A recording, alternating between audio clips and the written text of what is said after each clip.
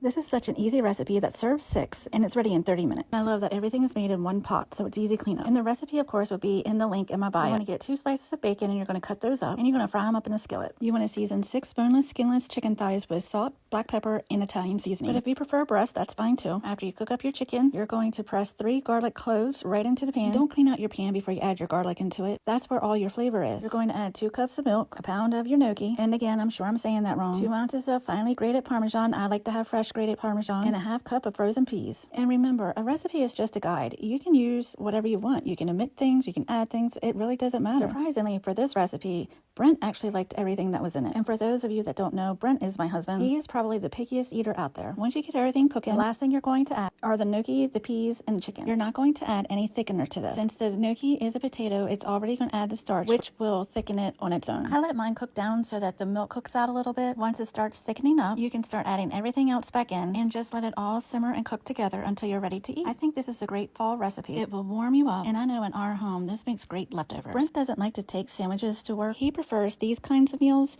when they are better the next day. So usually when it's just 2 of us, I usually cook for 3, unless the kids come over. Then I'll probably cook for 5 or 6. That way everyone can have leftovers. Here's a tip. Use kitchen shears to cut bacon if you don't want to use a knife. Well, it doesn't have to just be for bacon. To be honest, sometimes I just don't want to pull the knife out, and the shears are just easier. I wanted to show you this little cup zester. It does come with a little handle there, so you're not going to grate your fingers off either. I sometimes neglect to show that part. I also love using the cast iron skillet, especially whenever I'm cooking the meal way ahead of time. Well, not way ahead of time, but it is going to be done before Brent gets home. And this one comes with a lid. It does hold the heat and it keeps the food warm until everyone is home to eat. If you try this recipe, don't forget to tag me. And if you want to see more, don't forget to follow and share. I hope you enjoy. From my kitchen to yours.